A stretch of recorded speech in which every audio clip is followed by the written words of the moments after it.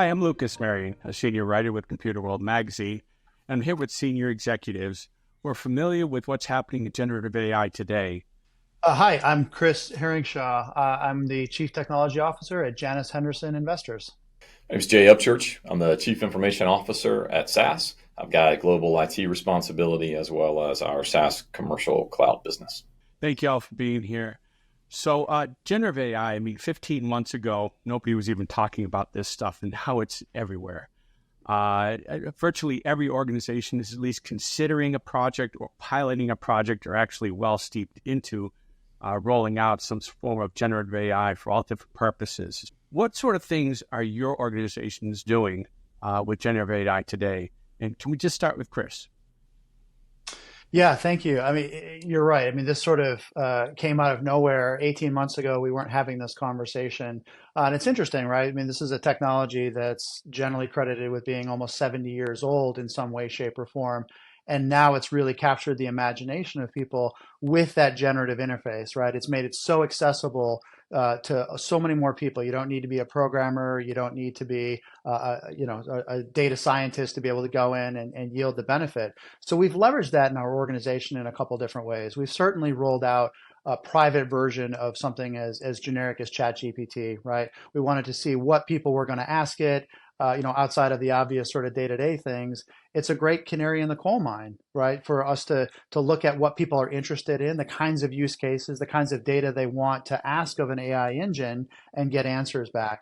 And that's really informed our more specialized projects, which I would consider, more one-off, more special purpose, machine learning projects, deep learning projects for our investment research, for our investment risk control, for just general financial management and custom report generation for our clients. We've kicked off specialty projects based on some of that foundational work in the generic API that we've put out there for our AI engine, and we've used that to sort of inform our more complicated use cases that typically have a higher barrier to entry and are more specialized.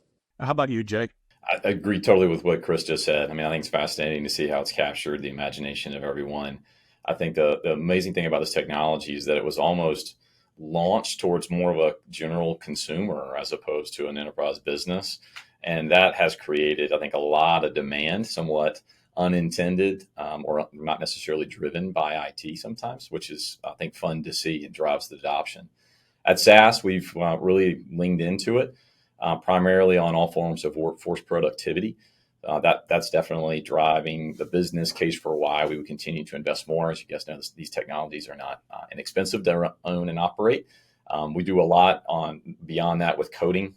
So our enterprise software development company. So we're looking to gain a competitive advantage through the use of prompt-based engineering. Very excited about the productivity gains that we've seen there. And then last but not least, a number of, I'll say, science projects. So different places where the idea of something generative, the creative aspect of it, and allowing us to kind of drive efficiencies in how we operate as a business that's been a big focus for us for the last, call it 12 months. What I think has been interesting, about picking up on what Jay said is just to watch the workforce and how it's evolved and just the ideas that are coming out of the woodwork now with the engagement and the imagination that's been inspired among the people in my company, at least, to the point where we've had to start to filter that down, right? We've had to govern, like, where's an area that we actually want to try and do something versus the hundreds, literally, of ideas that have inspired people to try and apply AI to their particular tasks, workforce, data problems, et cetera. So the engagement's just been incredible to watch. And I'd add dangerous at some level as well, right? We want to foster the curiosity of our company. That's in our DNA, but at the same time, we have to protect it. There are some concerns. So we worry about shadow AI in a lot of ways, where it's creeping out from different places. Again, good intentions, but could have bad consequences if you're not careful. So, can you tell me, what do you see as the biggest challenges to rolling out generative AI? And Chris, why don't we start with you? Yeah, as exciting as it is, there are a few challenges that you need to think about. So for us, the data platform and where the data was located was one of the foundational building blocks that we really had to get right. When we started, we had data kind of mastered all over the place in a number of different systems. And beyond just the core ChatGPT model, of course, you want to start integrating some of your corporate data, getting that right, making sure it was the right source of data and not something that was derived or something that was transformed in a way that's unexpected, making sure that people were asking questions of data that they knew was the right source. That was sort of challenge number one for us. Obviously, security, auditability. We're a publicly traded, highly regulated company in a highly regulated industry. We had to know that our intellectual property was secure, that the data about our clients was secure, that people are not putting things into these models that they shouldn't be putting in. But then after the fact, we really had to think about how do we know, how do we justify an answer that we got out of one of these models that we then use downstream to inform some decision-making process, right? So we had to be able to audit, what data did we train it with? What questions were people asking? What responses did people get back? That was another aspect. And the final aspect, and I'd love to hear what, Jay has to say about it, but the final aspect was teaching people how to interact with the models. We had, when we first rolled out our general purpose ChatGPT model, I had one of our portfolio managers go in and they asked it a question about an ETF that he ran. And the name of the ETF was JAAA. And the ChatGPT model came back with a very confident answer. Well, of course, that's the Jamaican Amateur Athletic Association. And the portfolio manager calls up and he's like, your model's broken. This thing doesn't work. And you sort of have to explain context. In an internet's worth of data, that probably is the right answer. So how do you engineer the right question to ask the model to narrow the context down to financial services or to ETF or something that gave the engine enough information to give him the correct answer? Jay, what are some of the challenges that you've had? I loved your answer on the data security issue. The idea that you're loading so much data into either a large language model or something that attaches to it, the challenge of the industry of having to think about the label that you placed on that data and how does it work its way through other uses of that data is a big industry challenge problem for everybody. I love the point around verify. So trust but verify. It is generative AI. It's called generative for a reason. It generates the next best answer, the next best word, the next best item in your code. It's guessing. And so people have to understand that it's not fact, but it's also not 100% fiction either. It's somewhere in between, and it helps you get going. I think the other challenge that we've seen is just in the mindset of the users for how they interact with generative AI. It takes time. You have to invest your effort and your energy to train, to load the data, to ask it in a way that's beneficial. If you don't place the time and put the time into it, you'll get back bad answers. And again, you could run dangerously if you're not careful. Also, while we make investments and we ask our employees to engage with those investments, if they're not putting the time into it, they will quickly walk away disenamored with the idea of what generative can bring. So one of the interesting anecdotal stories we have is somebody had to follow an HR process to put somebody up for a nomination for a promotion. And they were like, okay, I call it an hour, 2-hour task, or I could load the questionnaire in, I could load the employee's year-end evaluation in it, and then let it come back and give me an answer, 80, 90% right. But if you think about the user there, that user has to say, okay, time out. I could go right in and work because I know how to do that, and maybe that's an hour. I could train this thing for 15 minutes and get an answer back and then edit it. So how much time did it really save me? What we love is the curiosity of our employees. They are leaning into that, and that's the fun part to watch and see because it is kind of it's viral when people start telling their stories about what they've been able to do and not. It's not to say we don't have those people that aren't quite leaning in yet with the right mindset, but we're trying hard to teach everybody that if you invest in the time, the return will come. So it sounds like data categorization and prompt engineering and maybe even retrieval augmented generation are all practices that the company should familiarize themselves with when it comes to this?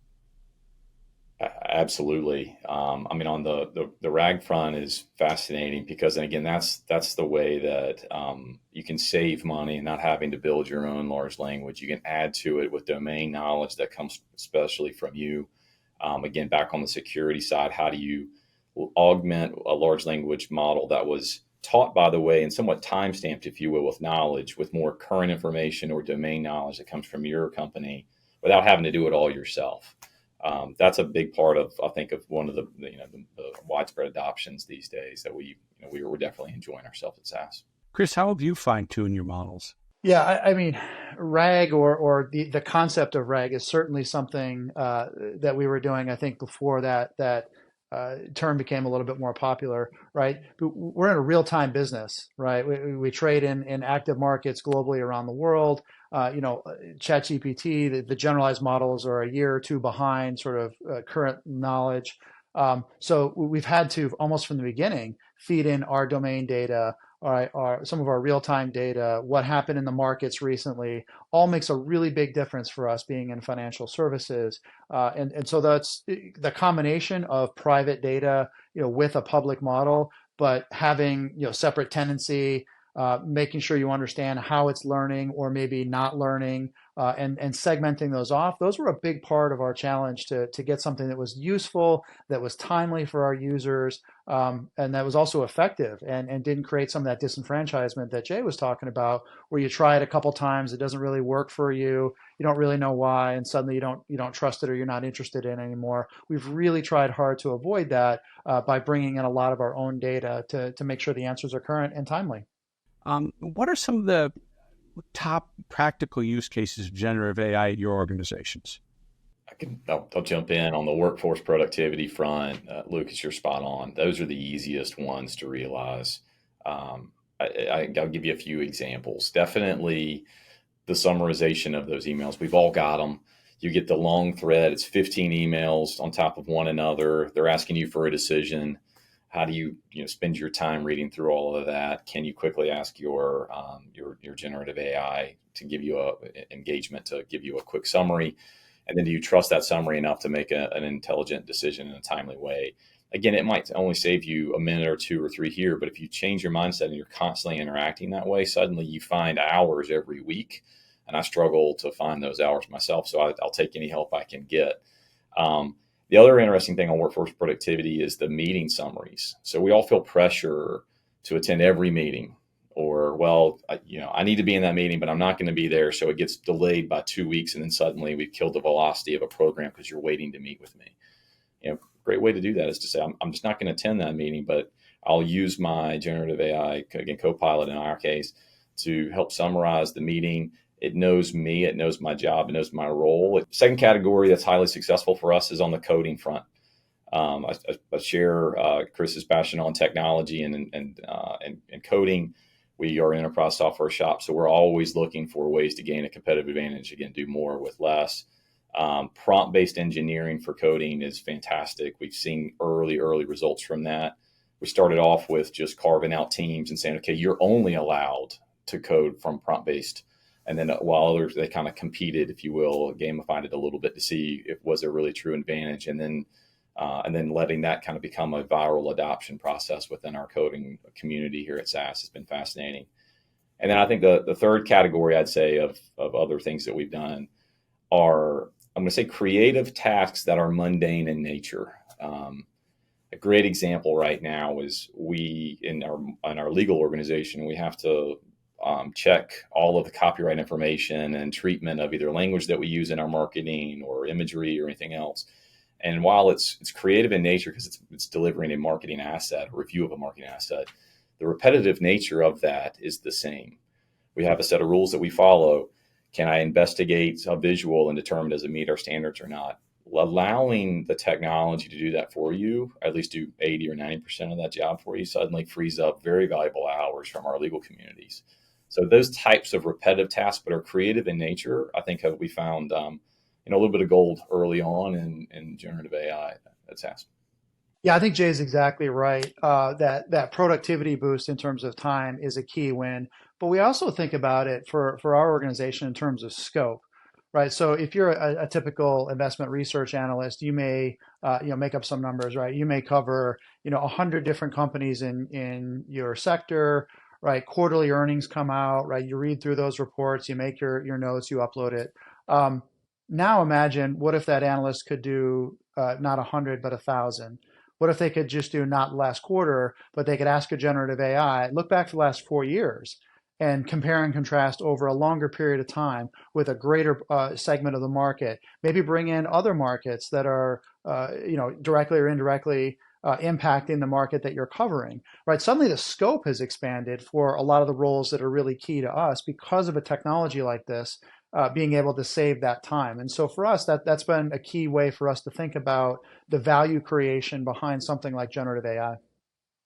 One thing I'd add that's fascinating about that, Chris, is the debate in the industry of, is generative AI going to make your highly productive employees that much better, or is it going to make your lower performing employees be able to run and keep pace with those that are higher performing?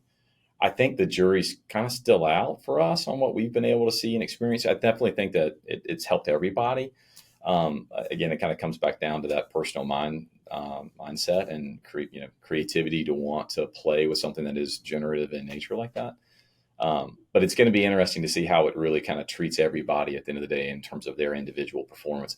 I love Chris's point that you can take an analyst and suddenly make them substantially more productive, doing the same job over and over again, but just feeding them the data so they can get to the analyst part of it quicker. I think that's fascinating. This next question may not be something you can answer, but I've got to ask it. I was at IDC Directions, and in one of the sessions, one of the audience members stood up and asked, how accurate is this in producing good code?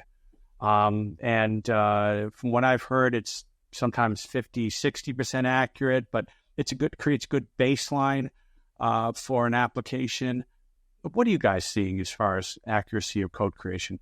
So our answer is going to be interesting because we also wrote a language, right? SAS started as a company as a language. It's still there as one of the predominant languages out there for advanced analytics and AI, and as a matter of fact.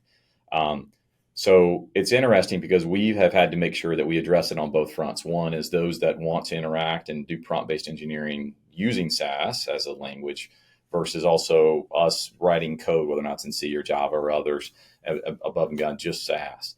I think on the SAS front, we're trying hard to make sure that we are training generalized models that are out there for those that want to use their own prompt-based engineering for our language. And I think that as a software provider, because this is not an open source language, is something that we will constantly try to improve on as a company. As developers, it's interesting because I think it's actually largely correct. I wouldn't say 50, 60 is probably a little lower than I would have guessed. I think it's higher than that. I'd probably give you more like 80% or higher. The great thing about coding is that there's a verification step naturally in the process. So it's not like, hey, I asked it a question, it gave me back a creative answer, and I took it and said, okay, it's got to be right. By the way, with no references to where that data came from. When you write code, there's that last step of, does it compile, does it operate, does it execute, do my test cases pass? I will say, and just to add, coders learning how to do that through prompting has been fun to watch the last, call it last 6 months that we've really leaned into it on the coding side. It took a little while for people to understand the quality of your prompt absolutely impacts the quality of the code generation that it gives you. And so we definitely have people across the spectrum of being higher performing or lower performing as it relates to their ability to prompt. And I think that's going to be a great skill set to watch in the future as generative AI continues to roll its way out through all industries. So what are some drawbacks? We've talked a little bit about what some of the advantages are. What are you seeing as drawbacks to Gen AI? Chris, if you want to start. Yeah, so I think some of the drawbacks we're seeing, it's a little bit, in my mind, sort of like when full-fledged IDEs came out and they started sort of writing code for you, is you're becoming a little bit farther away from the data, a little bit farther away from the analysis. And in some cases, that's fine, and there's no real business impact to that. But in other cases, for certain roles, for certain kinds of analysis that we do in particular, we don't necessarily want to be disassociated from the logic behind how we're deciding something or how we're assessing something. We want a little bit more control over that. And so in an environment where it's fast paced, there's a lot of pressures, there's a lot of deliverables, it's very real time. we have to be wary of that tendency to maybe rely on it a little bit too much, right? Maybe someone putting data in, taking an answer out, not really putting any scrutiny on it, and just using it for something. And if what if there's a mistake, right? What if there's something that got missed, right? That's a real risk for us as a business, and we have to really push on the education, really push on the understanding, and in some ways put up guardrails around the use cases to make sure that it's just not the Wild West in terms of everyone using it for everything, because there's areas that we certainly want humans to be in charge and to be deciding how this data gets used and how the technology is applied to certain problems within our business. So I think that's one of the big challenges. Certainly user education around understanding what these things are and are not.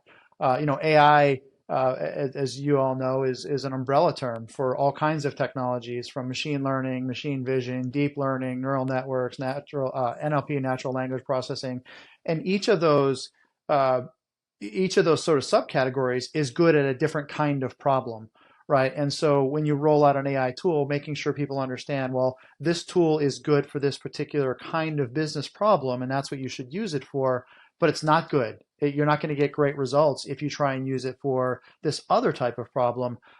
That's a level of understanding that a lot of our business users are still coming to terms with, and we're still working with them to understand when we roll out something, what it's good at, what it's not great at, how it should be used, what it should be used for, and then how to use the results responsibly. I think Chris's point on fit for purpose is really a good one. Gen AI, while it's captured the curiosity of the worldwide audience, it's just one of many types of artificial intelligence on the AI spectrum. As an example, in our space for SaaS, one of the things that we talk about all the time is we don't have the luxury of being wrong, right? We can't be 80% correct. Where we deal in the world of certainty and math to predict an outcome for people to make intelligent business decisions. So in our case, there's definitely a time and a place for I'll say something that's not generative, more predictive, maybe machine learned and others. So I think it's making sure that your user community is educated on, and in my role as a CIO, I have to consult with our internal users of what and where and when should that type of technology be deployed. I think on the creative front, again, the generative side of it is fascinating. And it's captured, again, I think the interest of the world at large. We are seeing great production and capability through it, but it's not for every use case. Again, math is a great example. I mean, sometimes you're asking for certainty and you're not guessing at what that outcome should be. So I think fit for purpose is actually one of the biggest drawbacks. I think the other one that I'd mentioned that we struggle with in the CIO community that I'm in is just really around this concept of shadow AI. When we don't show up and help our internal users or internal customers think about, again, fit for purpose and where and how, or better yet, the structure to do that underneath, suddenly it starts popping up in dark corners of your company. And as a CIO, you look at it and you're like, okay, why did they go there without me? Did I not help them? Was I impediment to their progress? Did they not see me as an answer? Or did another company make it too easy for them to start it up on their own? And now I've got to go in as the IT function and say, okay, hey, time out. Let's do this responsibly. Let's do this with security. Let's figure out, is there an enterprise solution for that or not? So I know in my circle of CIO friends that I talk with, and we empathize with one another a lot, that's one of the bigger concerns. In fact, I was with one the other day, and we had a conversation around, hey, what are you doing on Gen AI? What projects do you have? And his answer was, we don't have anything going right now. It's too early. And then he came back like 30 days later. He said, I have 120 going. I didn't know about any of them. Suddenly they showed up on my doorstep and I got to fix them. And I think that concept is very real. So as what I would tell my peers is that lean into it, help, right? Learn. They're going to do it with or without you. So you better be a part of it now and help kind of feed that curiosity, because it'll only help, your company in the long run. We touched on talent a little bit. And how do you train up or reskill your employee workforce? Can you guys talk a little bit about that path? You've got it's so tiered. You have your actual IT team, the professionals, the guys who know what they're doing, and then you have your business side, who might be using this to create different applications for whatever marketing schemes or advertising. So how do you train an entire company? How have you gone about it? Yeah, I think we've taken two kind of different tacks here, right? So the first is try and address it head on, right? This is training, this is webcasts, seminars, whatever you want to call them, where we show off the technology and we show someone using it. Those are semi-effective for a portion of the population. Where I think we've really gained a lot of ground in our particular company is we've found the champions within each business department, right? People who really are forward thinking. They're playing with it anyway. Like we can see what they're doing in our ChatGPT instance, and we engage with them directly. And we start to have conversations about what are some of the problems that you're having. Hey, have you thought about this? Right? They're going to find a way to solve that problem. They're going to use that internally within their team. Other people on the team are going to say, geez, like, how did you do that? Like, that's amazing. Show me what you did. Right. And suddenly you've got that sort of grassroots angle to it as well. You've created excitement. You've created some wins that are specific to the team, specific to the department. And then suddenly it's not a push anymore. It's a pull. They want to know, right? They want to know more. They want to be involved. They want to have something that's specific for their business. And so once you've sort of captured their imagination with a few wins that way, they're coming to you and they want to know more. And then our efforts with direct training become a lot more, I think, effective and resonate a lot more with the business. So I think those are the two ways that we've tried to tackle it. Well, you, Jay. I totally agree with Chris. I think, our workforce didn't come out of college with a prompt-based and, working style natively. So we're trying hard to teach as well as experiment along the way. I totally agree with Chris's comment about you got to find champions that want to push it. Those that are curious about it naturally, they want to spend their time playing with it and then let that kind of create that viral adoption. We have seen better adoption when we do it by teams as opposed to an individual in different divisions here or there just playing with it. So a team will all interact together with it. I think that part of it's been kind of fun to watch and see. I think on the engineering side, if I flip to the other side of our house, the dynamic of a team required to do something with Gen AI is across the board, whether or not it's the data platform organization worrying about where the data sits and how to do that in a cost-effective way, because building your own LLM can be pretty costly to your bottom line, to the security organization worried about how secure is it, how are you labeling that data, do those labels continue on and where that data may go next, to your engineering organization to think about how to construct these things and integrate the pieces together. And then obviously your business users that we talked about before. So there's a lot of learning along the way at each of those disciplines to be able to do it right.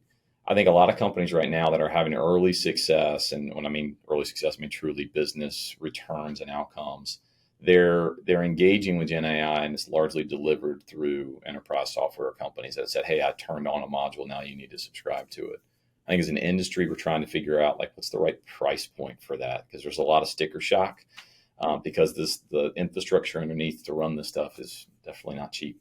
Little like electric cars, real expensive at first, and hopefully as adoption increases, they'll get less expensive. Absolutely, and you're right too. I mean, the rate of change and capability evolvement over the last 12 months, specific to this piece of technology, is greater than anything I've ever seen, or frankly, anything I've ever read in my life. Right? Just the sheer fact that an entire world has leaned into it, it's going to keep getting better. And so it's funny, again, like back on some of the conversations that I have around CIO roundtables, there's definitely a stance of, hey, I'm going to sit on the sidelines until this gets further along. I'm kind of on the other side. I'm saying, yeah, I got to participate. You've got to lean into it now. You're going to learn as you go. And I've got optimism that it's only going to keep getting better. I hate saying this because honestly, I don't know about you. I could go on for another hour, but we've reached our time for this session. I want to thank you so much, Jay and Chris and Patrick, for the great answers, the insights. I know people are starving for this information. They want to know how their peers are handling all these things. So I really appreciate your time on it.